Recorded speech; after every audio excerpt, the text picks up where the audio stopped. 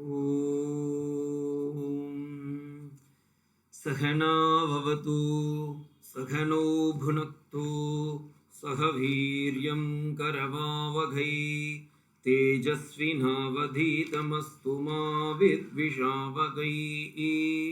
ஓம் சாந்தி சாந்தி சாந்தி. ஹரிஹி ஓம். நமஸ்தே to everybody. இப்போ நான் சொன்னது ஜென்ரல் சாந்தி மந்திரா தான். இந்த கேனோபனிஷத்துக்கான சாந்தி மந்திரத்தை பின்னாடி நான் சொல்ல போகிறேன், அதனால தான் இப்போ நான் சொல்லலை. ஸோ இன்று முதல் கொண்டு நாம் கேனோபனிஷதம் என்னும் உபனிஷத்தை அனுபவிப்போம்.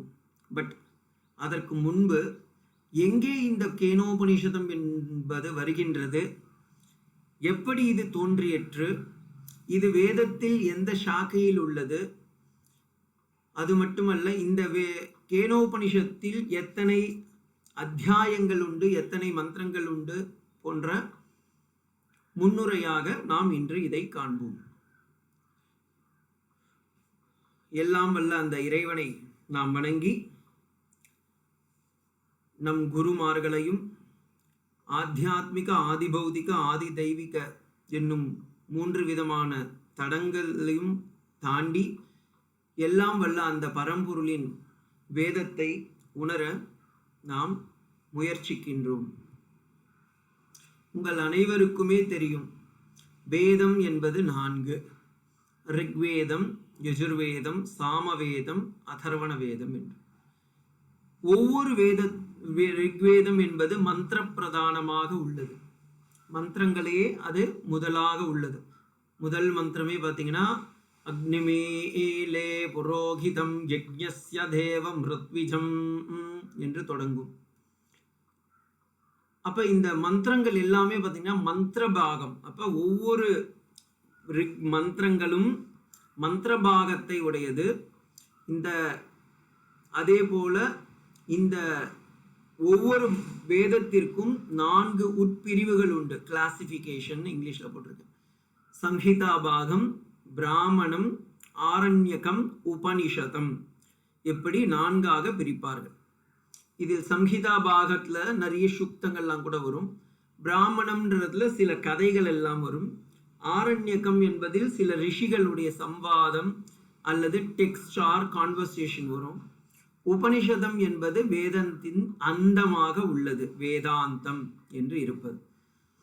இப்ப இந்த ரிக்வேதத்தில் நமக்கு 2 விதமான உபனிஷதங்கள் கிடைக்கின்றது. ஒன்று ஐத்திரேய உபனிஷத், இரண்டாவது கௌஷீதக உபனிஷத். கௌஷீதகி அப்படின்னு சொல்லுவாங்க, கௌஷீதக உபனிஷத்.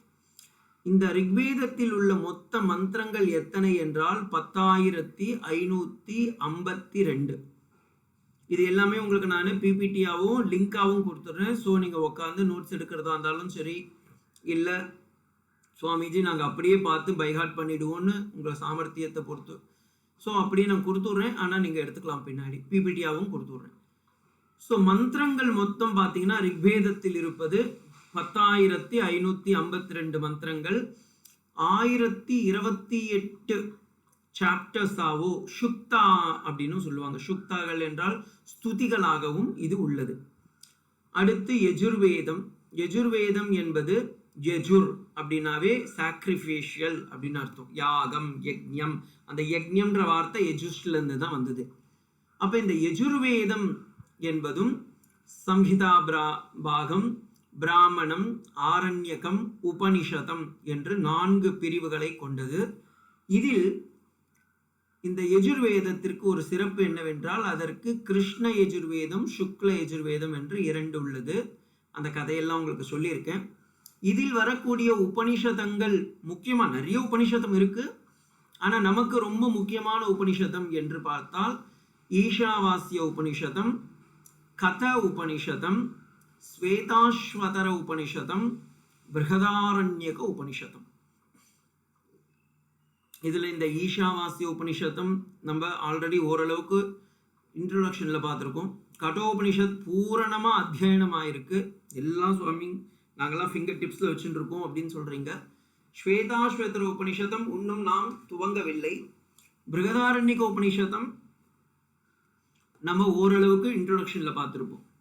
இப்ப இந்த யஜுர்வேதத்தில் உள்ள மொத்த மந்திரங்களின் எண்ணிக்கை 1975 மந்திரங்கள்.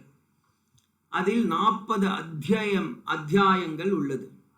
அதே போல ரிக் மந்திரத்திற்கே சாமகானம் சேர்க்கும் போது அது சாமவேதமாக மாறுகின்றது.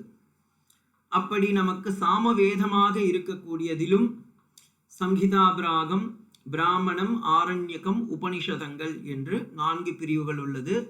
இதில் கேனோபனிஷத் என்பது மந்திரபாகம், சாந்தோக்கியோபனிஷதம் என்பது அதற்கான விரிவாக்கம் அல்லது பிராமணியம் என்று சொல்வார்கள். சாந்தோக்கியோபனிஷதமாக வருகின்றது. இதில் சாந்தோக்கியத்திற்கு 1000 சாக்கைகள் உள்ளது. ஆனால் மந்திரங்கள் பார்த்தால் 1875 மந்திரங்கள் உள்ளது. 24 சாப்டர்ஸா. அங்க யஜுர்வேதத்தை சொல்லும் போது அத்தியனம்னு சொல்லுவாங்க. அதனாலதான் யஜுர்வேதத்தை யார் கற்று உணர்ந்தார்களோ அவர்களுக்கு அத்தியயி என்று சொல்வார்கள். அதே போல சாமவேதத்தை யார் கற்று நன்றாக உணர்ந்தார்களோ அவர்களுக்கு சாமவேதி என்று நாம் சொல்கின்றோம். அது வழக்குல சொல்றோம். ஆனா பிராச்சீனாஸ் அப்படின்னு தான் சொல்லணும். சாமவேதத்தை கற்றவர்களுக்கு பிராச்சீனர்கள் என்று பெயர். நீங்க பாகவதத்துல கூட பாத்தீங்கன்னா பிராச்சீன பர்கீசு என்று ஒருத்தர் இருப்பார். அவர் இங்கிருந்தா வந்தவர். அதே போல அதர்வண வேதம். அதர்வணம் என்றால் நம் டே டு டே லைஃப்ல என்னென்னலாம் பண்ணணுமோ அதே போல ரிக்கும் யஜுரும் சாமத்திலும் இல்லாத மந்திரங்கள் அதர்வண வேதத்தில் கொடுக்கப்பட்டுள்ளது. இந்த அதர்வண வேதத்தில் தான் நிறைய ஸ்துதிகள் எல்லாம் நிறைய இருக்கும். அதுவும் சம்ஹிதா பாகம், பிராமணம், ஆரண்யகம், உபனிஷதம் என்று உள்ளது. அப்ப இதில் நமக்கு பிரசித்தி பெற்ற உபனிஷதங்கள் 3. முண்டக உபனிஷத் போன கிளாஸ் வரைக்கும் பார்த்தோம், முடிச்சோம், ஞாபகம் இருக்குன்னு நினைக்கிறேன். மாண்டூக்கிய உபனிஷத் அதன் விரிவாக்கம். முண்டக உபனிஷத் என்பது மந்திரபாகம், மாண்டூக்கிய உபனிஷத் என்பது பிராமண பாகமாக இருப்பது. பிரஷ்னோபனிஷத்தும் அதில் தான் வருகின்றது. இதில் மொத்தம் 5972 மந்திரங்களும் 731 காண்டங்கள் அல்லது சுக்தங்கள் என்று சொல்வார்கள், சாப்டர்ஸ்களும் இதுல இருக்கு. இப்ப இவ்வளோ பெருசையும் நம்ம பைஹார்ட் பண்ணணுமா அப்படின்னு நீங்களே என்னடா சுவாமி இவ்வளோத்தையும் நம்மள ஏதாவது ஹோம்ஒர்க் கொடுத்துருவாரான்னு பயப்பட வேண்டாம். உங்களுக்கு புரிஞ்சுக்கிறதுக்காக நான் சொன்னேன் இதெல்லாம். அப்ப வேதம் என்பதற்கு சத்வாரி வேதங்கள், ரிக் யஜு சாம அதர்வணம். இந்த ரிக்வேதம், சாமவேதம், அதர்வண வேதம், யஜுர்வேதம் எல்லாம் ஒவ்வொரு சந்தஸில் உள்ளது. சாமவேதத்திற்கு சாமோவேதோ கீத பிரதானம் என்று சொல்வார்கள். அதில் இந்த உபனிஷத் கேனோபனிஷத்தை நாம் பார்க்கின்றோம். இப்ப நான் இந்த இடத்துல சார்ட் கொடுத்துருக்கேன் பாருங்க. ரிக்வேதம், யஜுர்வேதம், சாமவேதம், அதர்வண வேதம். அதில் பிராமண கிரந்தா, நான் இங்க சொன்ன மாதிரி இந்த சாமவேதத்தில் உள்ளது கேனோபனிஷத். இது எங்கே வருகின்றது என்பதை நாம் பார்க்க வேண்டும். பிராமணத்தில், ஓகேங்களா? அந்த பிராமணத்தில் உடனே பிராமணன்னா இந்த பிராமணம் இல்லை, நடைமுறை வாழ்க்கையில் நாம் யூஸ் பண்றோம்ல பிராமணன், சத்திரியன், வைஷ்யன், அந்த பிராமணம் இல்லை. இந்த இடத்துல பிராமணம் என்றால் ஒரு டெக்ஸ்ட். அதுக்கு பிராமணம்னு ஏன் பேர் வந்ததுன்னா பிரத்யேக வேதஸ்ய பிராமண கிரந்தா சந்தி. Each Veda has its own Brahmana. நாம் இன்னையே அதுக்காக தான் வாய் விட்டு 4த்துக்கும் சொன்னேன்னா. ஒவ்வொன்றுத்துக்கும் பாருங்க, சம்ஹிதா, பிராமணம், ஆரண்யகம், உபனிஷத். சம்ஹிதா, பிராமணம், ஆரண்யகம், உபனிஷத்னு இருக்கும். அப்ப கேனோபனிஷத் என்பது சாமவேதத்தில் உள்ள பிராமண பாகத்தில் ஸ்தலவகார பிராமணம் என்று பெயர். நீங்க வாயில நான் சொல்லும் போது நீங்களும் மனசார இல்ல வாயால சொல்லுங்க, தலவகார பிராமணம் என்று பொருள். அந்த தலவகார பிராமணம் அப்படின்றதுக்கு என்னன்னு நிருப்தத்துல ரொம்ப அழகா சொல்லியிருப்பாங்க. சாமவேதஸ்ய பிராமண கிரந்தேஷு தலவகார பிராமணம் அந்தர்கதம் பிரசித்தம். இந்த பிராமண தலவகார பிராமணம் என்பது சாமவேதத்தில் இருக்கக்கூடிய பிராமண பாகத்தில் வரக்கூடியது. அதனால் இதற்கு உண்மையான பெயர் என்னவென்றால், கேனோபனிஷத்திற்கு உண்மையான பெயர் என்னவென்றால் தலவகார பிராமணம் என்றுதான் பெயர். சங்கர பகவத்பாதாலும் தன்னுடைய பதபாஷ்யத்திற்கு போய் நீங்க பாத்தீங்கன்னா அந்த இடத்துல இன்ட்ரோடக்ஷன்ல தலவகார பிராமணம்னு தான் போட்டிருப்பாரு. சுவாமி அப்பா எதுக்கு கேனோபனிஷத்து சொல்றோமே நம்ம, சுவாமி உங்களுக்கு தெரியல அப்படின்னு நீங்க கேட்கிறீர்கள், எனக்கும் புரியுறது. கேனோபனிஷத் என்பது சாமவேதத்தில் தலவகார பிராமணத்தில் அந்தர்பாகமாக இருப்பது ஒரு உபனிஷத் பாகம். அதில் வருவதால் இதற்கு கேனோபனிஷத் என்று பெயர் அல்ல. அப்ப இதோடைய ஒரிஜினல் டெக்ஸ்ட் பேர் என்னன்னா தலவகார பிராமணம். அப்ப ஏன் சுவாமி கேனோபனிஷத்னு சொல்றீங்க, அதை எனக்கு சொல்லுங்கோ அப்படின்னா சொல்றேன், கொஞ்ச நேரத்தை சொல்ல போறேன். அப்ப உங்களுக்கு முதல்ல இந்த பேசிக் ஃபவுண்டேஷன் தெரிஞ்சா மட்டும்தான் நீங்க நம்ம ஃபர்தரா போக முடியும். ரிக்வேதம், யஜுர்வேதம், சாமவேதம், அதர்வண வேதம்னு நம்ம இன்னைக்கு சொல்றோமே, இது எல்லாமே ஒரு காலத்தில் ஒன்றாகத்தான் இருந்தது. ஆனால் வேதவியாசர் அதை 4ஆக பிரித்து காட்டினார். வேதவியாசர்னு நான் இப்ப உங்களுக்கு சொல்றேன், நீங்களும் உடனே தலையாட்டி ஆமா இவர் தான் அப்படின்னு சொல்லிடுறேன். ஆனா வேதவியாசர்ன்றவர் ஒரு மனுஷனே கிடையாது. என்ன சுவாமி திடீர்னு இப்பதான் நீங்க சொன்னீங்க ஒருத்தர் ரிஷி வந்தாரு பிரிச்சு கொடுத்தாரு, இப்ப நீங்களே அவர் இல்லைன்றீங்களே, இப்படிதான் சுவாமி எப்பதாலும் கான்ட்ரடிக்ஷன் பண்ணிடுறீங்கன்றீங்க. வேதவியாசர் என்பது ஒரு பெயரே அல்ல. இப்ப எப்படி நீங்க ஒரு சிஎம், பிஎம், கலெக்டர், கவுன்சிலர்னு பேர் வச்சுட்டு இருக்கீங்களோ அவங்களுக்குன்னு ஒரு பேர் இருக்குல்ல. அப்ப வியாசாச்சாரியாருக்குன்னு ஒரு பேர் இருக்கணுமேனா அவருக்குன்னு ஒரு பெயரே கிடையாது. வியாசர் என்றால் பிரித்து கொடுப்பவர். அவருக்கு இன்னொரு பேர் இருக்கு சுவாமி, எனக்கு தெரியும், கிருஷ்ண துவைபாயனர்னு பேரு. அப்ப கிருஷ்ண துவைபாயனர் என்று ஏன் அவருக்கு பெயர் என்றால், கிருஷ்ணம் என்றால் கருப்பு, அவர் கருநிறத்தில் இருந்ததால் அவருக்கு கிருஷ்ணர் என்று பெயர். துவைபாயனம் 2 தீவுகளுக்கு மத்தியில் மத்ஸ்யகன்னிக்கும் பாராசர மகரிஷிக்கும் பிறந்தவர். அதனால் அவருக்கு கிருஷ்ண 2 தீவில் நடுவில் பிறந்த கருப்பு குழந்தை அப்படின்னு பேர் வச்சிருக்காங்க.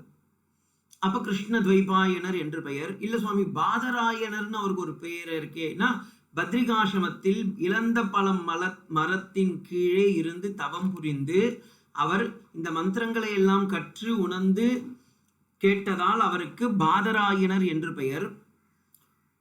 அப்ப அவருக்கு என்னதான் பேருன்னா பேரே இல்லை. ஏன்னா அவங்க பிறந்ததுல இருந்து அவருக்கு பேரே வைக்கல. அதுதான் ப்ராப்ளமே. ஏன்னா அந்த மத்ஸ்யகன்னிக்கு ஒரு படகில் அவங்க அப்பா அன்னைக்கு வரல, அதனால அந்த அம்மா படகு ஓட்டுறாங்க. பராசர மகரிஷி அங்க வராரு. பராசரர் சொல்றாரு என்ன அந்த அக்கறையில விடுமான்னு.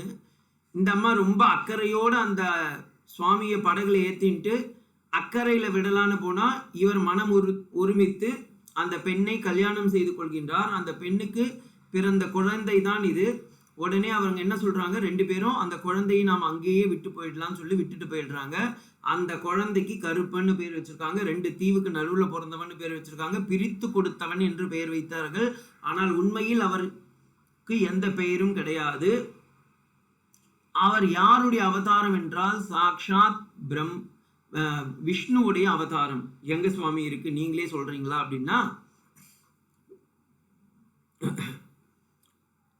பகவத் ஸ்ரீமத் விஷ்ணு சஹஸ்ரநாமத்துல போய் நீங்க பாத்தீங்கன்னா தெரியும், வியாசாய விஷ்ணு ரூபாய வியாச ரூபாய விஷ்ணவே நமோ வை பிரம்மனிதையே வாசிஷ்டாய நமோ நமக.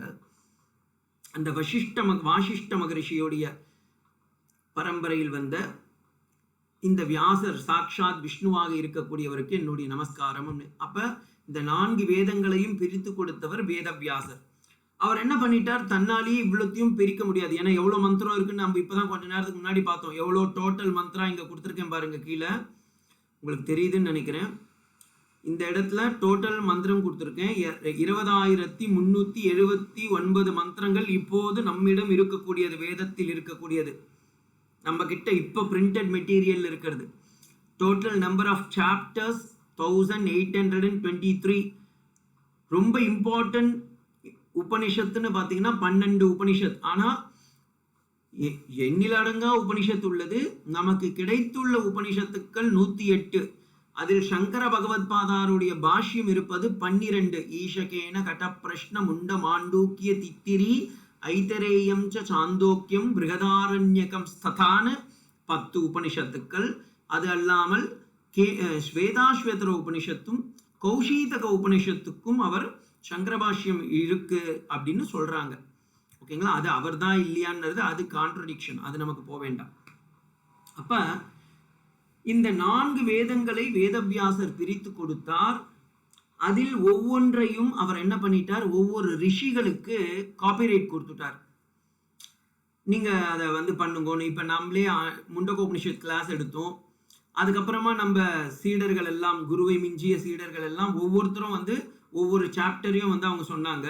அப்ப அவங்களுக்கெல்லாம் ஒரு அங்கீகாரம் கொடுக்கணும். அப்ப என்ன பண்ணுறது, அந்த சாப்டர் அவங்க எடுத்தாங்கன்னா அந்த யூடியூப்ல போடும்போது என்ன பண்ணிடுறோம், அந்த உபனிஷத்து முண்டக உபனிஷத்துல ஃபர்ஸ்ட் சாப்டர் ஆறுமுகம் நாமஸ்ய,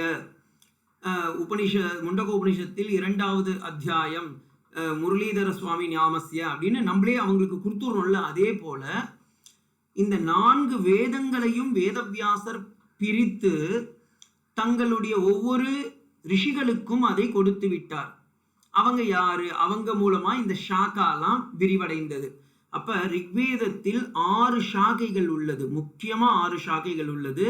காண்வ சாக்கம், பாஸ்கல சாக்கியம், ஆஸ்வலாய சாக்கம், சாங்காயன சாங்கியம். இதெல்லாம் உங்களுக்கு தெரிஞ்சுக்கிறதுக்காக இதெல்லாம் நோட்ஸ் எல்லாம் எடுக்கணும்னு அவசியம் இல்லை. 6 முக்கியமான பிரான்ச்சஸ் இருக்கு. அதே போல சாமவேதத்தில் கௌதம சாக்கா, ராணாயணிய சாக்கா, ஜெய்மினி சாக்கான்னு 3 சாக்கைகள் உள்ளது. யஜுர்வேதத்தில் கிருஷ்ண யஜுர்வேதத்தில் 4 சாக்கைகள், தைத்திரிய சாக்கம், மைத்ராயணி சாக்கம், கத சாக்கா, கபிலஸ்தா சாக்கான்னு 4. சுக்ல யஜுர்வேதத்தில் மாத்தியந்தின சாக்கா, காண்வ சாக்கா. இந்த காண்வ சாக்காலையும் மாத்தியந்தின சாக்காலும் வர்றதுதான் பிருகதாரண்யக உபனிஷத். அதே போல அதர்வண வேதத்தில் சௌனக சாக்கா, பிப்பலாய சாக்கா. இந்த சௌனகா சாக்கான்னு எங்கேயோ கேட்ட மாதிரி இருக்கு இந்த சுவாமியோடைய பேருன்னு கேட்காதீங்க. சௌனக மகரிஷி தான் முண்டக உபனிஷத்துக்கு காரணகர்த்தா. சௌனகோகவை புதிவத் புது உபசன்னாய பப்ரச்ச கஸ்மின்னு வித்யே துவே வித்யெல்லாம் படித்தோம், நம்ம ஞாபகம் இருக்குன்னு நினைக்கிறேன். ஸோ ரிக்வேதத்திற்கு 6 சாக்கைகள், சாமவேதத்திற்கு 3 சாக்கைகள், யஜுர்வேதத்திற்கு 6 சாக்கைகள், அதர்வண வேதத்திற்கு 2 சாக்கைகள். இதில் நம்ம இப்ப பார்க்க வேண்டியது என்னன்னா, ஒவ்வொருத்தருக்கும் ஒவ்வொரு சாக்கையை கொடுத்தாரு. காண்வ மகரிஷிக்கு ஒரு சாக்கையும், ஜெய்மினி மகரிஷிக்கு சாமவேதத்தையும், அதே போல யாக்ஞவல்கிய மகரிஷிக்கு யஜுர்வேதத்தையும், சௌனக மகரிஷி அல்லது பித்பலாத மகரிஷிக்கு அதர்வண வேதத்தையும் இவர் யாரு, வேதவியாசர் கொடுத்து இதை நீங்கள் எல்லாம் பிரச்சாரம் செய்யுங்கள் அப்படின்னு சொல்லி ஒவ்வொருத்தருக்கும் கொடுத்திருக்கார். அப்படித்தான் நமக்கு இப்பொழுதும் வந்திருக்கு. அதனால்தான் வேத அத்தியாயனம் பண்றவங்களும் தங்களுடைய அந்த கோத்திரங்களை எல்லாம் சொல்லும் போது ஜெய்மினி சாக்கஸ்ய, கௌதம சாக்கஸ்ய, காண்வாய சாக்கஸ்ய, மாத்தியந்தின சாக்கஸ்ய, நாங்கெல்லாம் சொல்லும் போது மாத்தியந்தின சாக்கன்னு சொல்லியிருக்கேன் ஒரு காலத்துல, பிப்பலாத சாக்கஸ்ய அப்படின்னு சொல்லுவாங்க. ஸோ இந்த கேனோபனிஷத்தம் இப்போ அதில் ஸ்பெசிஃபிக்காக இப்போ நம்ம முதல்ல வேதம்னா என்னன்னு பார்த்தோம், வியாசர்னா யாருன்னு பார்த்தோம். அதுக்கப்புறமா இந்த கேனோபனிஷத் எங்கே உள்ளது என்பதை பார்த்தோம். ஏன்னா மறந்துடக்கூடாது, இதெல்லாம் ஏதோ சுவாமி ஃபோட்டோ காமிச்சிட்டே இருந்தால் திடீர்னு இப்படி எங்கேயோ போயிட்டாருன்னு. 4 வேதங்களை பார்த்தோம். 4 வேதங்களில் எத்தனை கிளாசிஃபிகேஷன் இருக்குது, எவ்வளோ மந்திரம் இருக்குது, எவ்வளவு சாப்டர் இருக்குன்னு பார்த்தோம். அடுத்து இந்த கேனோபனிஷத்துக்கு உண்மையான பெயர் என்னவென்றால் தலவகார பிராமணம் என்று பெயர். ஆனால் இதற்கு ஏன் கேனோபனிஷதம் என்று பெயர் வைத்தார்கள் என்பதை இப்பொழுது நாம் பார்க்கின்றோம். ஓகேங்களா? ஏன் அப்படின்னா, இந்த மந்திரம் முதல் ஸ்டார்டிங், இந்த ஸ்லோகம், இந்த உபனிஷதம் இருக்கு பாருங்க, இதோடைய முதல் வார்த்தையே எப்படி தொடங்குகின்றது என்றால், இந்த இடத்துல நான் போட்டிருக்கேன், சான்ஸ்கிரிட் உங்களுக்கு எல்லாம் தெரியும், அதனால இந்த இடத்துல பார்த்தீங்கன்னா தெரியும். கேனேஷிதம் பததி பிரேதிதம் மனஹ கேன பிராண பிரதம பிரதி பிரேதி யுக்தஹ கேனேஷிதம் வாசமிமாம் வதந்தி சக்ஷுஸ்ரோத்ரம் ககுஹு தேவோ யுனக்தி. அப்ப முதல் வார்த்தை எப்படி ஸ்டார்ட் ஆகுதுன்னா, கேனேஷிதம் பதிதம் பிரேஷிதம் மனஹ அப்ப கேனக அப்படின்னு ஒரு வார்த்தையிலிருந்து தான் அது தொடங்குகின்றது. ஓகேங்களா? இங்க நான் இங்கிலீஷ்ல கொடுத்திருக்கேன் பாருங்க. இந்த கேனோபனிஷதம் என்பதற்கு பெயர் காரணம் என்னவென்றால் இது தொடங்குவதே கேனக, கேன அப்படின்னு தமிழ் கேன இல்ல, சம்ஸ்கிருதத்துல கேனக என்றால் பை whom, யாரால், எவரால், எப்படி அப்படின்ற கேள்வி கேட்கிறாரு. அப்போ ஒரு சிஷ்யன் குருவை பார்த்து ஒரு கேள்வி கேட்கின்றான். அந்த கேள்வி, அதுக்காக தான் இந்த இடத்துல ஒரு கேள்வி மார்க் வந்திருக்கு பாருங்க. அந்த கேள்வியிலிருந்து தொடங்குவதால் இந்த உபனிஷத்துக்கே கேனோபனிஷதம் என்று பெயர் வைத்து விட்டார்கள். கேனோபனிஷத்திற்கு சாமவேதம், இட் பிலாங்ஸ் டு சாமவேதம். இதுல ப்ரோஸ் கத்திய ரூபத்தில் உள்ளது. இதில் 4 அத்தியாயங்கள், சாப்டர்ஸ் இருக்கு. இந்த கேனோபனிஷத்துல இதோடைய ஸ்ட்ரக்சர் பார்த்தீங்கன்னா 4 அத்தியாயங்கள். இதோடைய ரிஷி, இதை யார் கண்டு அனுபவித்தார், எப்படி இது உலகிற்கு வந்தது என்பதை, எப்படி வியாசாச்சாரியார் இதோடைய ஒரிஜினல் பெயருக்கு யாருமே தெரியாதோ அதே போல இந்த கேனோபனிஷத்தை உருவாக்கிய அந்த ரிஷியின் பெயர் யாருக்குமே தெரியாது. ஆனா தன்னுடைய குருவின் பெயரினாலேயே அவர் அப்படியே சொல்லிட்டார். பிப்பலாத மகரிஷி மாதிரியே அப்படியே சொல்லிட்டார். அடுத்து இது தலவகாரா என்னும் சாகையில் உள்ளதால் இது தலவகார பிராமண உபனிஷத் என்றே பெயர் வந்துவிட்டது. இது பிராமண பாகத்தில் இருப்பதால் இது ஒரு புனிதமான, ரொம்ப உயர்வான ஒரு உபனிஷதம். இது சொல்லுவது என்னவென்றால் ஜீவாத்ம பரமாத்ம ஐக்கியத்தை கூற வருகின்றது. 108 உபனிஷத்துக்களிலும் சங்கர பகவத்பாதால் எழுதிய 10 உபனிஷத்துக்களும் அல்லது 12 கூட வச்சுக்கோங்க. இந்த 10 உபனிஷத்துக்கள் நம்ம எல்லாருக்கும் பிரசித்தி பெற்றதுனால 10 உபனிஷத்துக்களில் இதுவும் ஒரு உபனிஷத். இது தொடங்குவதே கேள்வியினால் வருகின்றது. கேனேஷிதம் என்று கேள்வி கேட்பதினால் வருவதால் இந்த உபனிஷத்திற்கே கேள்வி உபனிஷத்து. ஓகேங்களா? கேனேஷிதம் அப்படின்னு வர்றதுனால கேனோபனிஷத் என்று பெயர் வைத்து விட்டார்கள். இதில் ரொம்ப நம்ம இம்பார்ட்டண்டா பார்க்க வேண்டிய ஒரு விஷயம் இருக்கு. அது என்னன்னு நான் சொல்றேன். இந்த உபனிஷத் இட்ஸ் அ பிராமண உபனிஷதம் என்று சொன்னேன். அதாவது நீங்க இப்ப இந்த ஸ்ட்ரக்சர்ல பார்க்கும்போதே சொன்னேன், இது ஒரு பிராமண உபனிஷத். தலவகார பிராமண சாக்கையில் இருப்பதால் இதற்கு பிராமண உபனிஷத் என்று பெயர். அப்ப இதோடைய விரிவாக்கம், இதோடைய ஒவ்வொரு வார்த்தைகளுக்கும் ஆன விரிவாக்கம் என்பது ஒரு உபனிஷத்தில் இருக்கும். கேனோபனிஷத் என்பது மந்திரபாகத்தில் பிராமணத்தில் வருவதால் இதன் விரிவாக்கம், இதன் அர்த்தங்கள் வேறு ஒரு உபனிஷத்தில் கொடுக்கப்பட்டிருக்கும். அந்த உபனிஷத்தை படித்தால் மட்டுமே இதன் பொருள் உங்களுக்கு தெரியும். அது என்ன உபனிஷத் சுவாமிஜி, அதை முதல்ல சொல்லுங்க அப்படின்னு சொன்னா, சாமவேதத்தில் இருப்பது கேனோபனிஷதம். இது மந்திரபாகத்தில் இருக்கக்கூடிய ஒரு உபனிஷதம், மன்னிக்கணும், பிராமண பாகத்தில் இருக்கக்கூடிய ஒரு உபனிஷதம். அப்ப இதோடைய விரிவாக்கம் எங்கே இருக்கும் என்றால் சாந்தோக்கிய உபனிஷதம். கேனோபனிஷத்தை முடித்து சம்பிரதாய ரீதியில போய் பார்த்தீங்கன்னா சாந்தோக்கிய உபனிஷத்தை படிக்க வேண்டும். அப்படி படித்தால் கேனோபனிஷத் சாமவேதத்தில் உள்ள மந்திரபாகத்தில் பிராமணத்தில் இருக்கக்கூடியது, இதன் விரிவாக்கம் சாமவேதத்தில் இருக்கக்கூடிய சாந்தோக்கிய உபனிஷத்தில் இருக்கின்றது என்று பொருள். என்ன சுவாமி ரொம்ப குழப்பற மாதிரி இருக்குன்னா, ஒன்றும் இல்லை. நம்ம இந்த மேக்ஸ்லலாம் பார்த்தீங்கன்னா a + a = 1, b = 1. அப்போ இந்த சம்மை நீங்கள் டிரைவேஷன் பண்ணுங்க அப்படின்னா அந்த டிரைவேஷனுக்கு நம்ம முதல்ல ஃபார்முலா வச்சிருக்கணும். அந்த ஃபார்முலா வச்சிருந்தா தான் எக்ஸ்பிளைன் பண்ண முடியும். அதே போல கேனோபனிஷத் என்பது வெறும் சம். அதோடைய ஃபார்முலாவை எங்கிருந்து எடுத்துக்கலாம்னா சாமவேதத்தில், இதுவும் கேனோபனிஷத்தும் சாமவேதத்தில் இருப்பது.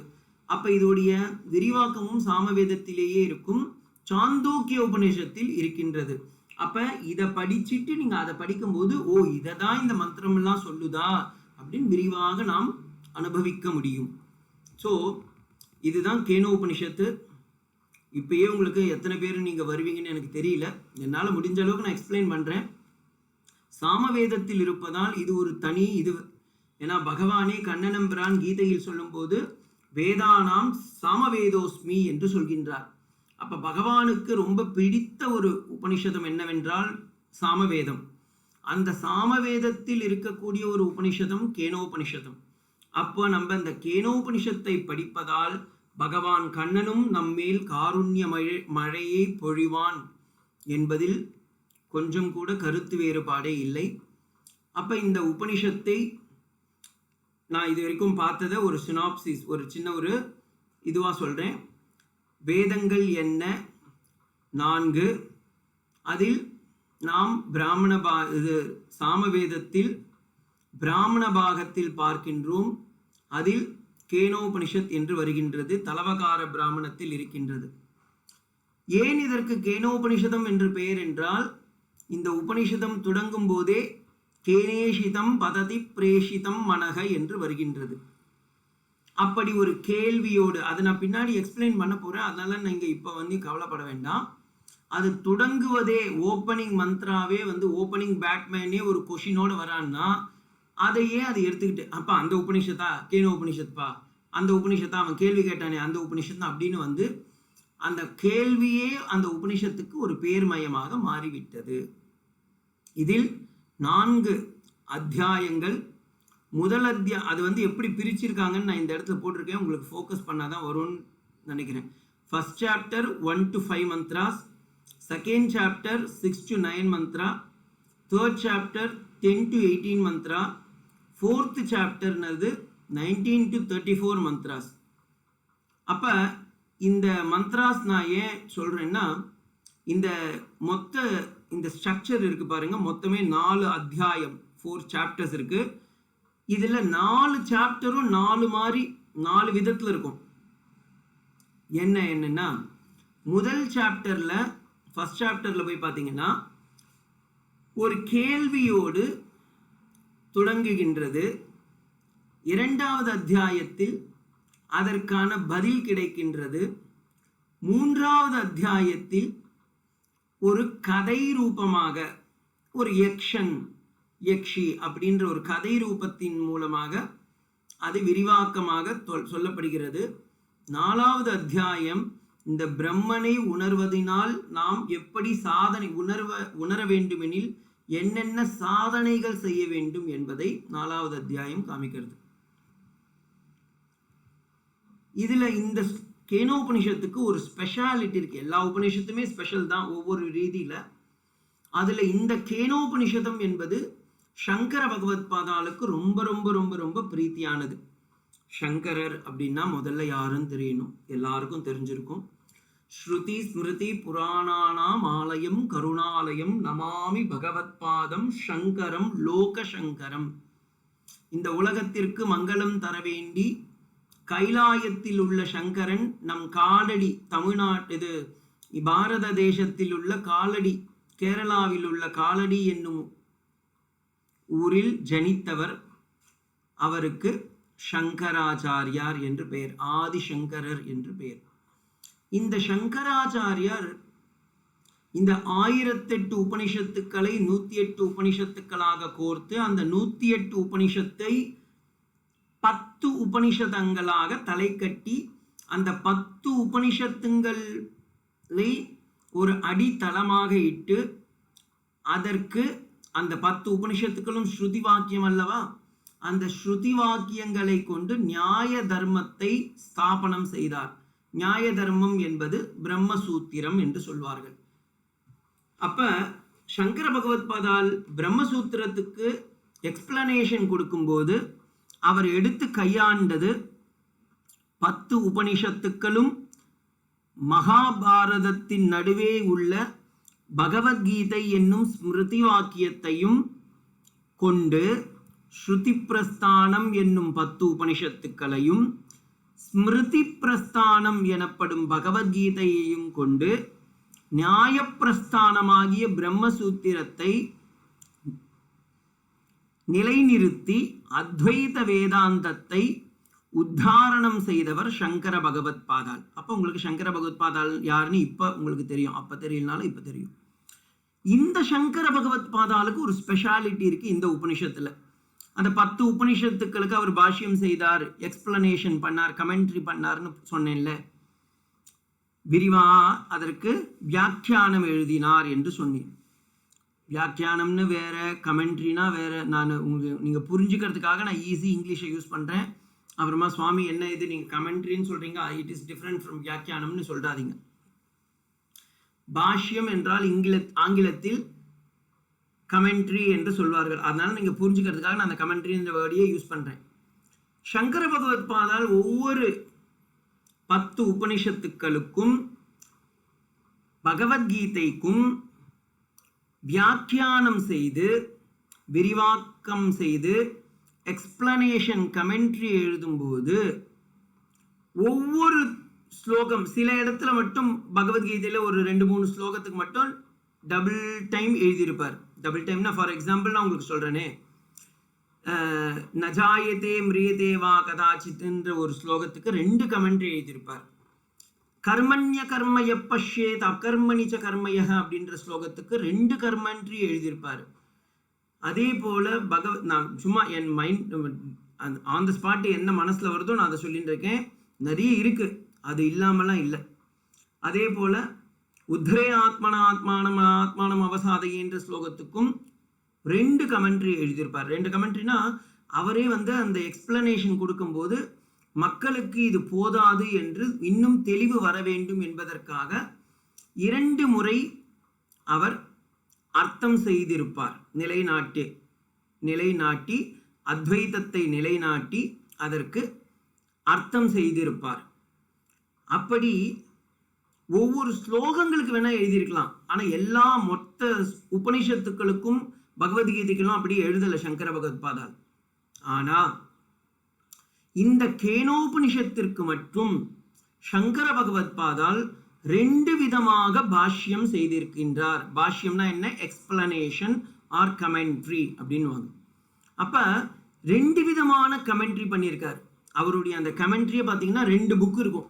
நீங்கள் இன்னைக்கு கூட கீதா பிரஸோ இல்லை உபனிஷத் பாஷ்யம் என்னும் மகேஷானந்த தட்சிணாமூர்த்தி சம்பிரதாயத்துடைய அந்த புஸ்தகமோ இல்லை ராமகிருஷ்ணா மடம் பப்ளிகேஷன்ஸமோ எந்த இது எடுத்து பார்த்தீங்கன்னா 2 விதமான கமெண்ட்ரிஸ் அங்கே இருக்கும். ஒன்று பதபாஷ்யம், மற்றொன்று அர்த்தபாஷ்யம் என்று சொல்வார்கள். முதல்ல சுவாமி இது என்னன்னே புரியலையே, ஏதோ நீங்கள் 2 கமெண்ட்ரி கொடுக்குறாருன்னு சொன்னீங்க, ஏதோ அது ஓகே, அது வரைக்கும் புரியுறது. அது என்ன பதபாஷ்யம் அர்த்தபாஷ்யம்? அப்போ அது என்னன்னு தெரிஞ்சுக்கிட்டீங்கன்னா தான் நான் கிளாஸ் நடக்கும்போது பார்த்தீங்கன்னா பதபாஷ்யத்தில் இப்படி சொல்லியிருக்கார், அர்த்தபாஷ்யத்தில் இப்படி சொல்லியிருக்காருன்னு சொல்லுவேன். அங்கே சுவாமி அப்படின்னா என்னன்னே புரியலன்னு நீங்கள் தலை சொரியக்கூடாது. அப்போ ஏன்னா இதெல்லாம் ரொம்ப டெக்னிக்கலி ரொம்ப ஹை சப்ஜெக்ட். நல்லா புரிஞ்சுக்கோங்க. வேதாந்தங்கள் என்பதே ஒரு தலையை நமக்கு சுத்துற ஒரு விஷயம். 2வது அதில் உபனிஷத்துக்கள்னு நம்ம வந்துட்டோம், தெரிஞ்சோ தெரியாமலோ. இத்தனை முறை பாதி கிணற நீங்கள் தாண்டிட்டேல். அதில் இந்த கேனோபனிஷத் என்பது ஒரு பிராமண உபனிஷத், மந்திர ரூபத்தில் இருக்கக்கூடியது. அதற்கு விரிவாக்கம் சாந்தோக்கிய உபனிஷத்தில் இருக்கின்றது. அந்த கேனோபனிஷத்தில் இருக்கக்கூடிய மந்திரங்களுக்கே சங்கர பகவத்பாதால் 2 விதமாக பாஷ்யம் செய்து வைத்திருக்கின்றார். ஒரு பாஷ்யத்திற்கு பதபாஷ்யம் என்று பெயர், மற்றொன்றிற்கு அர்த்தபாஷ்யம் என்று பெயர். பதபாஷ்யம் என்றால் என்ன?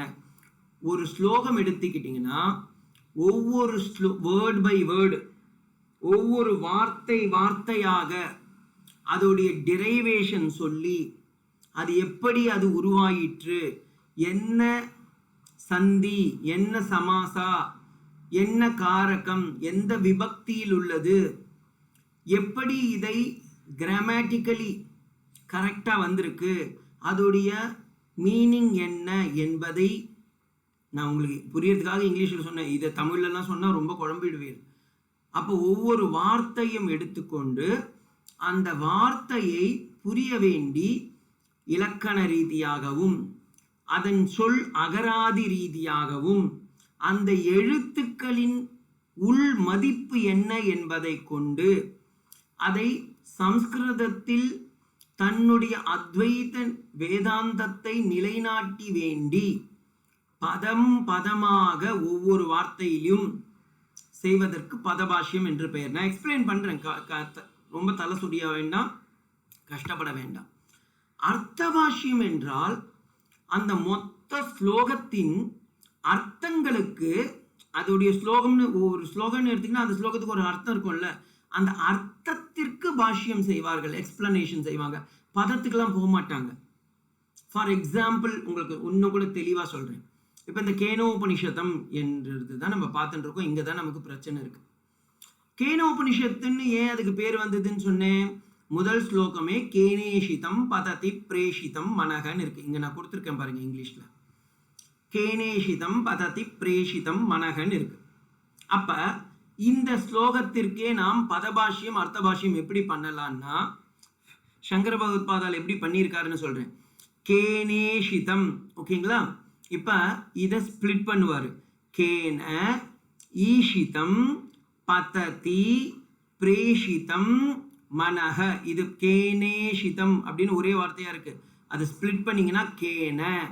கேன என்றால் யாரால், ஈஷிதம் என்றால் எந்த ஒரு கட்டளையினால் அல்லது டைரக்ஷன்னால, யாருடைய உந்துதலின் காரணமாக, பததி, பதத்தினா விழுதல் என்று பொருள், இங்கே எல்லாம் செல்கின்றது என்று புரிந்து கொள்ள வேண்டும் அப்படின்னு அந்த இடத்துல பாஷ்யத்தில் எழுதியிருப்பார்.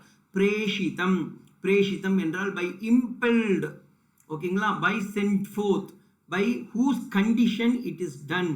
மனக, மனக என்றால் மனம். மனம்னா என்ன? சங்கல்ப விகல்பம் ஆத்மகம் மனகன்னு நிருப்தத்திலிருந்து அவர் எடுத்துப்பார். ஸோ இப்படி ஒவ்வொரு வார்த்தை வார்த்தை வார்த்தையாக இங்க கேனேஷிதம்னு இருக்கு. அப்ப கேனக அப்படின்னா அந்த கேனகன்றது பிரதமா விபக்தியில இருக்கு. அப்ப அந்த பிரதமா விபக்தியிலேயே அதுக்கான சம்ஸ்கிருதத்துடைய எக்ஸ்பிளனேஷனையும் கொடுத்தால், ஒவ்வொரு வார்த்தை வார்த்தை வார்த்தையாக பிரித்து அதற்கு சம்ஸ்கிருத ரீதியாக பதபதங்களாக பிரித்து நிருத்தத்தோடு சேர்த்து அதை சம்ஸ்கிருத மொழியிலேயே தன்னுடைய அத்வைத மதத்தை ஸ்தாபிப்பதற்கு பதபாஷ்யம் என்று பெயர். இப்போ புரிஞ்சுருத்துங்களா? பதபாஷ்யம் புரியுது சுவாமி அப்படின்னு நீங்கள் சொன்னீங்கன்னா எனக்கு ரொம்ப சந்தோஷம். ஸோ பதபாஷ்யம்னா இதுதான். அடுத்து அர்த்தபாஷ்யம்னு ஒன்று இருக்கு. அர்த்தபாஷ்யம்னா இப்போ இந்த ஸ்லோகத்தை பாருங்க. கேனேஷிதம் பததி பிரேஷிதம் மனக. இது மொத்தத்தோடைய மீனிங் என்ன? எவரால் எதனால் உந்தப்படுகின்றது மனம். இந்த மனமானது யாரை கொண்டு செலுத்தப்படுகின்றது என்பது பொருள். அப்ப ஒவ்வொரு வார்த்தையை இவர் எடுக்க மாட்டாரு சங்கராச்சாரியார். இதோடைய பொருளை சம்ஸ்கிருதத்தில் அப்படியே எழுதி கொடுத்திருப்பார். அதற்கு அர்த்தபாஷ்யம் என்று பெயர். அதாவது அந்த மந்திரங்களுக்கு பதம் பதமாக பிரித்து அதற்கு வியாக்கியானம் அல்லது பாஷ்யம் செய்தால் அதற்கு பதபாஷ்யம் என்றும், அந்த மந்திரங்களுக்கே அந்த மந்திரத்தின் உட்பொருளை அர்த்தத்தை ஸ்வீகாரம் செய்து கொண்டு எடுத்துக்கொண்டு அதை சம்ஸ்கிருதத்திலேயே புரிய வைப்பதற்கு அர்த்தபாஷ்யம் என்று பெயர். இங்கிலீஷ்ல ஒரு முறை சொல்லிடுறேன். Padabhashyam means a commentary by word, very simple. You can split the word in every slokas and through its derivation as well as the grammatical expression, and he has to correct in a comprehensive manner, so therefore it is called as Padabhashyam. Whereas if it is the Arthabhashyam, he has to understand the meaning of that sloka. He will need not to write every word by word, whereas he will take the philosophy or the grasped meaning, and for which he will explain in a grammatical manner, is known as Arthabhashyam. புரியுதுங்களா? சங்கர பகவத் பாதால் ஏன் இந்த ஸ்லோகத்துக்கு மட்டும் ஏன் சாமி இவ்வளவு கஷ்டப்படுத்திட்டார் எங்களை அப்படின்னு நீங்க கேட்கறது எனக்கே புரியறது, என் காதலையும் கேட்கறது. உங்களுக்கு இல்லை, கேட்குற உங்களுக்கே இப்படி இருக்குன்னா உங்களுக்கு ஒவ்வொரு ஸ்லோகத்துக்கும் நான் ரெடி பண்ணணும். அப்போ நான் எவ்வளோ கஷ்டப்படணும் அதையும் நினச்சி பாருங்க. ஸோ இந்த இடத்துல ஏன் அப்படி வச்சாருன்னா, that is the beautiful magnanimity of Shri Adi Shankaracharya. அதனால தான் அவர் சங்கரம் சங்கராச்சாரியம். அவர் சாட்சாத் பரமசிவனுடைய அவதாரம் என்று நாம் சொல்கின்றோம். இந்த சங்கர பகவத் பாதால் இதை ஏன் இப்படி காட்ட வேண்டும் என்றால், இந்த கேனோபனிஷத் என்பது நான் எங்க வருதுன்னு சொன்னேன். இப்பதானே சுவாமி சொன்னீங்க, நீங்களே மறந்து போயிடுறீங்கன்னு சொல்லுவீங்க. பிராமண பாகத்தில் சாமவேதத்தில் வருகின்றது. இந்த இடத்துல நான் அதை போட்டு வச்சிருக்கேன். சாமவேதத்தில் பிராமண பாகத்தில் தலவகார பிராமணத்தில் வருகின்றது இந்த கேனோபனிஷத்து என்று சொன்னேன்.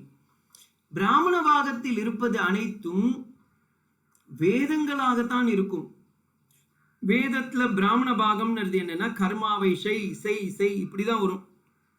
ஆனா அந்த இடத்திலும் வேதாந்தம் வருகின்றது என்பதை காட்டி, அந்த வேதாந்தத்தில் உட்பொருளாக இருப்பது அத்வைதமே என்பதை நிலைநாட்டுவதற்காக சங்கர பகவத் பாதால் என்ன பண்ணிட்டாரு, நீ பதம் பதமாக பிரித்து பார்த்தாலும் இதற்கு அத்வைத ரீதியில் தான் பொருள் வருகின்றது, அல்லது நீ அர்த்த ரீதியாகவே பிரித்து பார்த்தாலும் இதற்கு அத்வைத வேதாந்தமாகத்தான் பொருள் புரியும் என்றும் இரண்டு விதமாக இவர் சங்கர பகவத் பாதால காட்டி, ஒரு பானை சோத்துக்கு ஒரு சோறு பதம்னு சொல்லுவாங்கல்ல, அது போல 10 உபனிஷத்துக்களுக்கும் 108 அல்லது 1008 உபனிஷத்துக்களுக்கு ரெப்ரசன்டேட்டிவா இருக்கிறது. இந்த 10 உபனிஷத்தில் ஒரு உபனிஷத்தை மட்டும் எடுத்து அதற்கு பதபாஷ்யமாக செய்தாலும் அத்வைதம் தான் அடித்தளம், அர்த்தபாஷ்யமாக செய்தாலும் அதற்கு அடித்தளமாக இருப்பது அத்வைத்தம் தான் என்று காட்டியுள்ளார் சங்கர பகவத் பாதால். இது ஒரு செக்மெண்ட். சுவாமி ரொம்ப தலைவலிக்கிற மாதிரி சொல்றீங்க அப்படின்னு சொன்னா ஒரு சின்ன கதையும் சொல்றேன், அப்ப ஈஸியா உங்களுக்கு புரிஞ்சிடும். இது செவி வழி கேட்டு சிந்தையில் ஏறிய ஒரு செய்தி. இதுக்கு எங்கேயும் பிரமாணம் இருக்கான்லாம் கேட்டுறாதீங்க. பிரமாணம் இருக்கின்றது, சுவரு கட்டின இதெல்லாம் இருக்கு. இன்னைக்கும் சங்கர பகவத் பாதால் காலடியில் உதித்து காலடியில் பிறந்து அவர் பின்னாடி கர்நாடகாவில் இருக்கக்கூடிய தேசங்களை எல்லாம் சென்று அங்கிருந்து நர்மதா நதிக்கரையில் சேர்ந்து கோவிந்த பகவத் பாதாலிடம் சந்நியாசம் வாங்கி, அதற்கு பிறகு அவர் இந்த 10 உபனிஷத்தங்களை 12 வயதில் எழுதி பிறகு திக்விஜயம் செய்கின்றார். பரிவ்ராஜகனாக, பரமஹம்ச பரிவ்ராஜகாச்சாரியராக பாரத தேசம் முழுக்கவும் பரிவ்ராஜகனாக, பரிவ்ரஜதி இது பரிவ்ராட் என்று சொல்வார்கள்.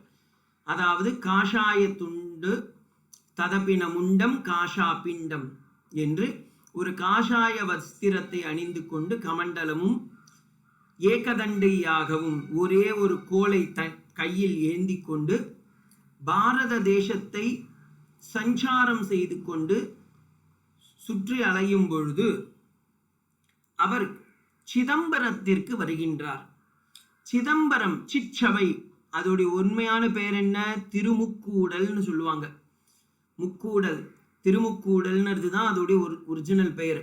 அந்த இடத்துல சிதம்பரம் நடராஜர் அங்கே சிற்சபையில் நடனம் செய்ததால் அதற்கு சிதம்பரம், சித் அம்பலம் சிதம்பரம் என்று பெயர் வந்தது. அப்ப இந்த இடத்துல அவர் அங்கே வைஷ்ணவமும்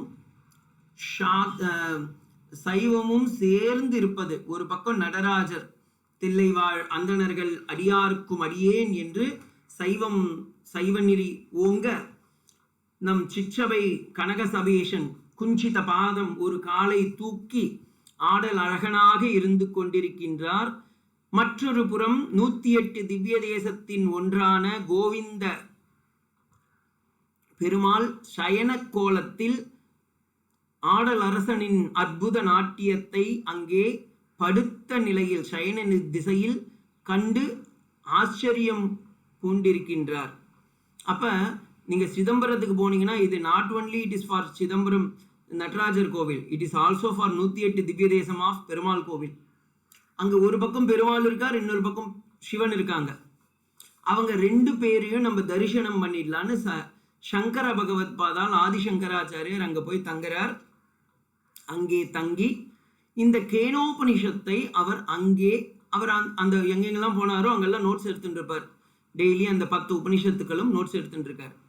அப்படி எடுக்கும்போது அன்றைய தினம் அவர் கேனோபனிஷத்திற்கு முதலில் பதபாஷ்யம் பதம் பதமாக வைத்து பாஷ்யம் செய்து கொண்டிருந்தார். அதில் ஒரு ஸ்லோகம் வருகின்றது. இந்த கேனோபனிஷத்துல நம்ம பார்ப்போம் பின்னாடி. ஹுமா ஹைமவதி என்னும் ஒரு வார்த்தை வருகின்றது. நீங்க நன்னா இந்த கதை தான் இது, ஆனாலும் இதுக்குள்ளார ஒரு சின்ன ஃபிலாசபி இருக்குது, கேட்டுக்கோங்க. இந்த உமா ஹைமவதி என்னும் நாமம் ஒரு பெயர் வருகின்றது. அப்போ இந்த உமா ஹைமவதி அப்படின்ற பெயர் வரும்போது அது ஒரு பெயர், அந்த பெயருக்கு நீ வியாக்கியானம் செய்ய வேண்டும். சங்கர பகவத்பாதால் அன்னைக்கு உட்காந்து அவர் பதமாக எடுக்கிறார். அப்போ இந்த உமா ஹைமவதின்றதுக்கு எப்படி வியாக்கியானம் பண்ணுறதுன்னு தெரியல. ஏன்னா உமா ஹைமவதினா உமா அப்படின்னாவே சிவனுடைய பத்தினி, ஹைமவதி என்றால் ஹிமவானின் மகள். ஹிமவானின் மகள் என்றால் என்ன? பர்வதராஜ குமாரி பவானி என்று பொருள். இப்படி தான் எடுக்கணும். நியாயமாக பார்த்தா அன்னைக்கு சங்கர பகவத்பாதால் இப்படி தான் எழுதியிருக்கணும். ஆனால் அவருக்கு அப்படி நாம் எழுதினால் என்ன ஒரு பிரச்சனை வரும்னா, சங்கராச்சாரியார் நிர்குண பரபிரம்மஸ்வரூபத்தை அடித்தளமாக இட்டு அத்வைதத்தை ஸ்தாபிக்க நினைக்கின்றார். இப்போ இந்த இடத்துல உமா ஹைமவதிக்கு பர்வதராஜகுமாரி என்று பெயர் சூட்டி, அப்போ இமயமலையில் இருக்கக்கூடிய ஒரு ராஜனின் புதல்வியாக வளர்ந்து சிவனை மணந்த பார்வதி என்று பெயர் கொண்டால் அல்லது பவானி என்று பெயர் கொண்டால் அங்கே ஒரு பிரச்சனை வரும். என்ன பிரச்சனைனா, சகுண பிரம்ம சுவாமியை நம்ம அங்கே சொல்கிற மாதிரி ஆயிடுது. அப்போ அதை சொல்லக்கூடாது. ஏன்னா அப்படி சொன்னால் அத்வைத்தம் அங்கே பலிக்காது, துவைத்தமாக மாறிவிடுகின்றது. அப்போ நம்ம அந்த இடத்துல அதை சொல்லக்கூடாது என்பதற்காக அவர் அதை ஸ்கிப் பண்ணுறார். அந்த பாஷ்யத்தை அந்த இடத்துல நிறுத்திடுறார். அப்படி நிறுத்தும் பொழுது இது எங்கே நடக்குது? சிதம்பரத்தில். இன்றைக்கும் நீங்கள் சிதம்பரம் நடராஜர் கோவிலில் போய் பார்த்தீங்கன்னா சிதம்பரம் நடராஜர் இருக்கின்றார், இன்னொரு பக்கம் கோவிந்தராஜ சுவாமி பெருமாள் இருக்காரு. அந்த இடத்துல தில்லை காளி என்பவள் அந்த சிதம்பரத்திற்கு வெளியே இருக்கக்கூடியவள். ஓகேங்களா? அப்போ சிவனுடைய மனைவி தில்லை காளியாக அங்கே சிதம்பரத்திற்கு அவுட்ஸ்கர்ட் சிட்டி ஆஃப் சிதம்பரமாக உட்காந்துட்டு இருப்பாங்க, காவல் தெய்வமாக. அப்போ அன்றைய தினம் சங்கர பகவத்பாதால் அன்னைக்கெல்லாம் சன்னியாசிங்கன்னா கோவில் குளங்களில் தான் போய் தூங்குவாங்க.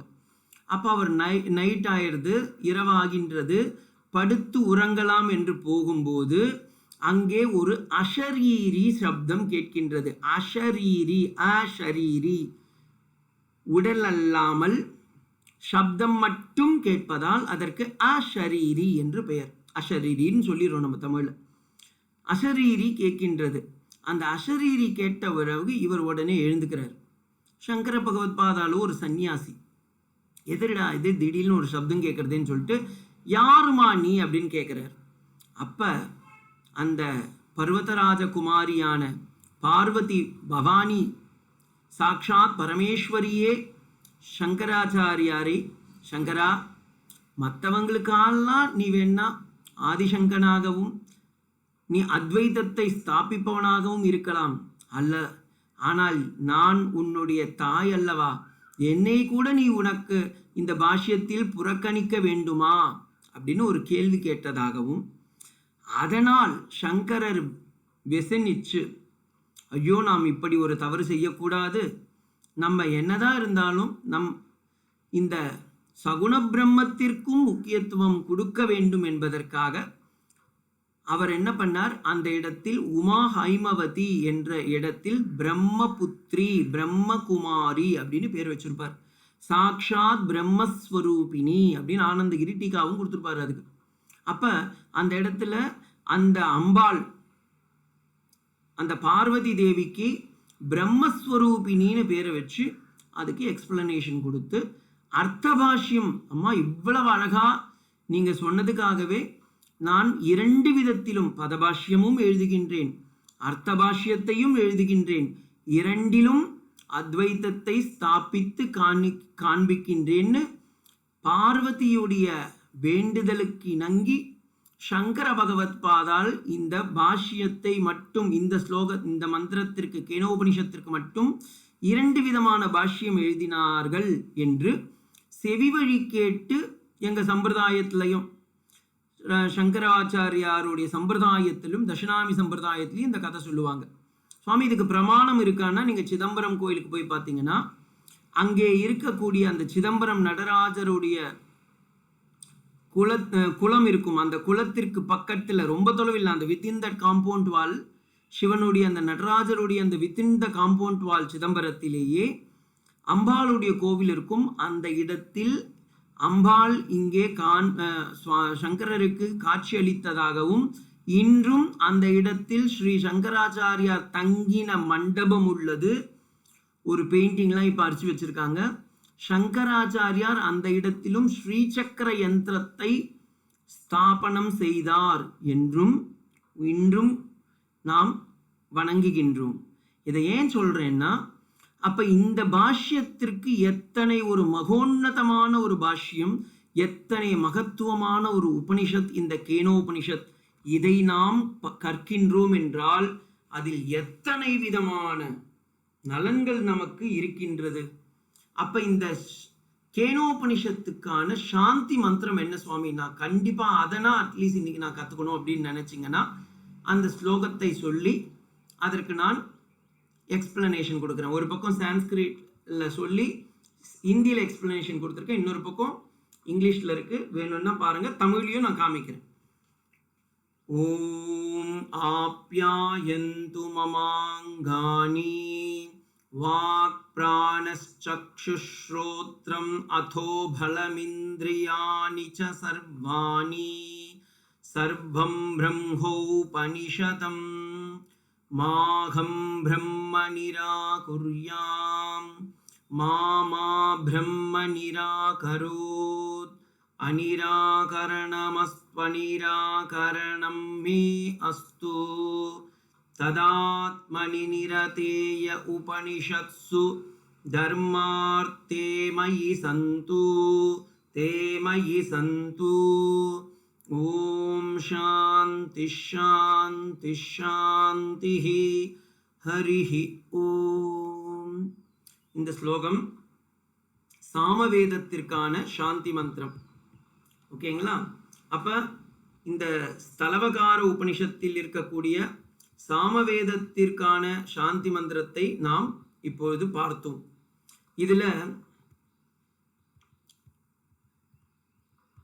ஒரு நிமிஷம், எங்க போச்சது காணாம போயிடுது திடீர்னு. அப்ப எங்க அந்த பிடிஎஃப் காணாம போயிடுது. இல்லை இது இந்த இடத்துல என்னடா அதுன்னு காமிக்கிறேன். ஆப்யாயந்து மமாங்கானி, இந்த ஸ்லோகத்துடைய சாந்தி மந்திரம் இப்படி ஸ்டார்ட் ஆகுது. ஆப்யாயந்து மமாங்கானின்னு.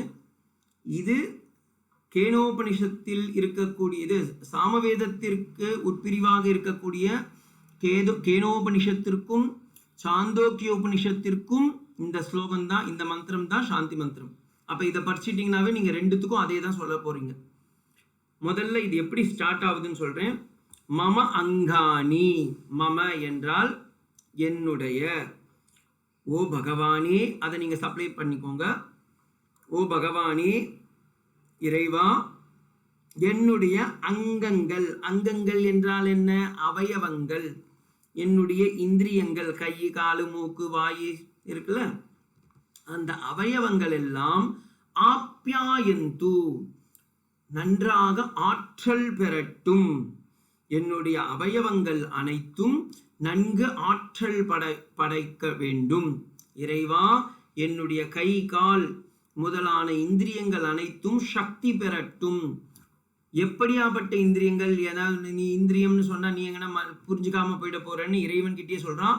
வாக், என்னுடைய வாக், என்னுடைய வாக் சக்தி, நான் பேசக்கூடிய ஒவ்வொரு வார்த்தையும் அங்கே சக்தி பெற வேண்டும்.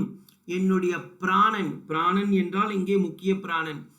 5 உப பிராணன்கள் உள்ளது, அதில் முக்கிய பிராணனை இவர்கள் எடுத்துக்கொள்கிறார்கள். என்னுடைய பிராண சக்தி நன்றாக இருக்க வேண்டும். சக்ஷுஷ் என்றால், சக்ஷுஹு என்றால் கண்.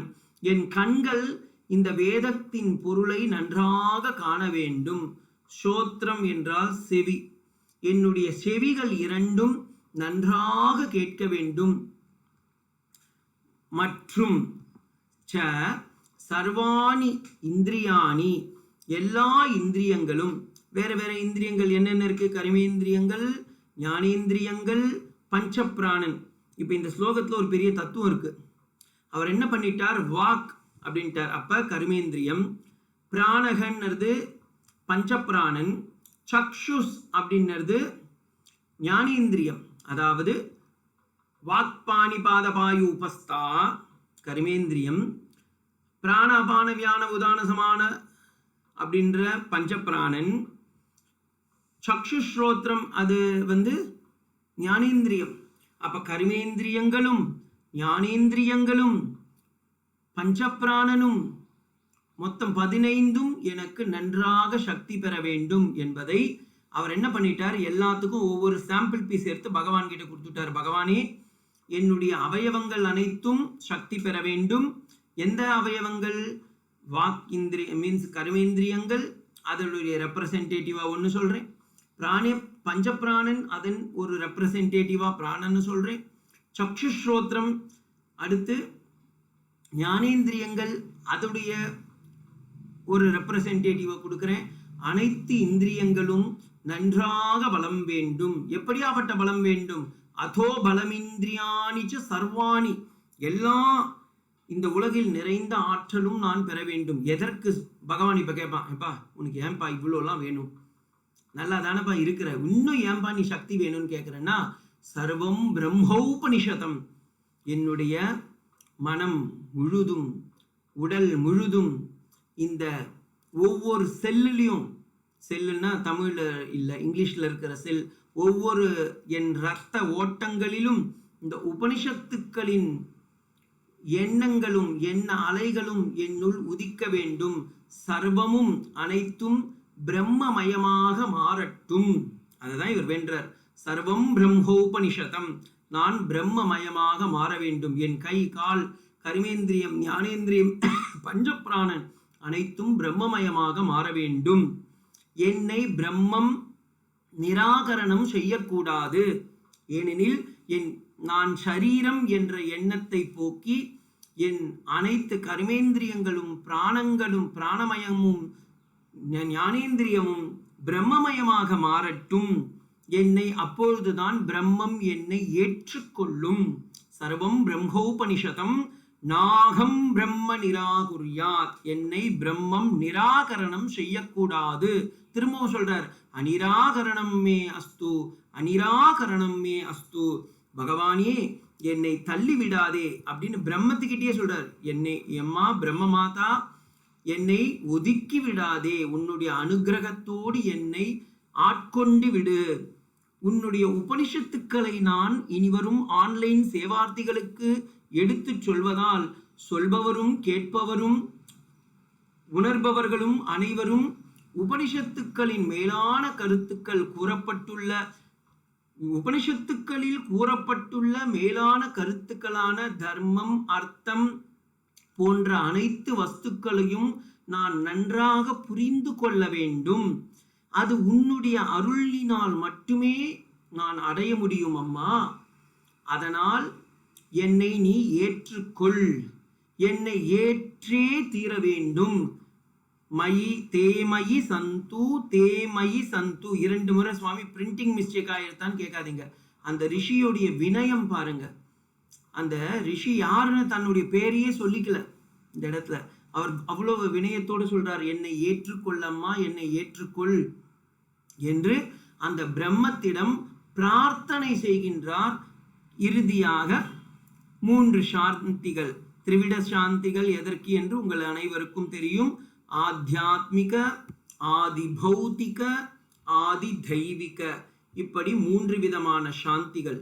அப்போ இந்த கிளாஸ்ல நம்ம என்ன பார்த்தோம்னா, கேனோபனிஷத்தில் மொத்தம் 34 மந்திரங்கள் மட்டுமே உள்ளது. இது சாமவேதத்தில் ஸ்தலவகார உபனிஷத்தில் உள்ளது. முதல் சாப்டர்ல 8 மந்திரங்களும், 2வது சாப்டர்ல 5 மந்திரங்களும், 3வது சாப்டர்ல ஒரு ஸ்லோகம், ஒரு கதை மாதிரி வரப்போகுது, 12 மந்திரங்களும், 4வது சாப்டர்ல 9 மந்திரங்கள் மட்டுமே. அதில் ஒரு உபாசனை, எப்படி நாம் சாதனை செய்ய வேண்டும், எப்படி அந்த பிரம்மத்தை அனுபவிக்க முடியும் என்பதை 4வது சாப்டர்லயும் சொல்லி எக்ஸ்பிளைன் பண்றாங்க. அப்ப இந்த உபனிஷத்துக்களில் 4 அத்தியாயங்கள். முதல் அத்தியாயத்தில் எப்படி இது வருகின்றது என்று சிஷ்யன் கேட்க, 2வது அத்தியாயத்தில் அதை குரு தெளிவாக உணர்த்தி காட்டி, 3வது அத்தியாயத்தில் ஒரு கதை ரூபமாக சொல்லி, 4வது அத்தியாயத்தில் அதை ஒரு உபாசனை மூலமாக சொல்கின்றார். இதுல எல்லாருக்கும் தெரிந்த ஒரு விஷயம் 3வது சாப்டர் தான். ஏன்னா தேவர்களுக்கும் அசுரர்களுக்கும் சண்டை வருகின்றது. அந்த சண்டையில் இவங்க தேவர்கள் வெற்றி பெறுகின்றார்கள். அதில் எல்லா தேவர்களும் பெருமிதம் கொள்கின்றார்கள். பிறகு சரீரம் இல்லாமல் ஒரு சப்தம் மட்டும் வருகின்றது. இறுதியாக இந்திரன் வரும்போது அவள் மறைந்து விடுகின்றாள் என்று அந்த கதை வருகின்றது. அது என்னென்னதை நம்ம பார்ப்போம். அப்போ ஒரு கதை ரூபத்தில் கூட இந்த பிரம்மத்தை நம்மால் சொல்ல முடியும் என்று இந்த உபனிஷதம் அவ்வளவு அற்புதமாக சொல்லித் தருவதால் இந்த கேனோபனிஷதம் என்பது மிகவும் மிகவும் ரொம்ப ரொம்ப இம்பார்ட்டன்ட். இதை இனிவரும் காலங்களில் நாம் அனைவரும் அனுபவிப்போம். அதற்கு அனைத்து இறைவனும் அந்த பிரம்மமயமான சாட்சாத் பரம்பொருளை வேண்டி பிரார்த்தித்து பூர்த்தி செய்வோம். ஓம் சகனா பவது சகனோ புனக்து சக வீர்யம் கரவாவகை तेजस्विनावधीतमस्तु मा विद्विषावघै। ओम शांति शांति शांति।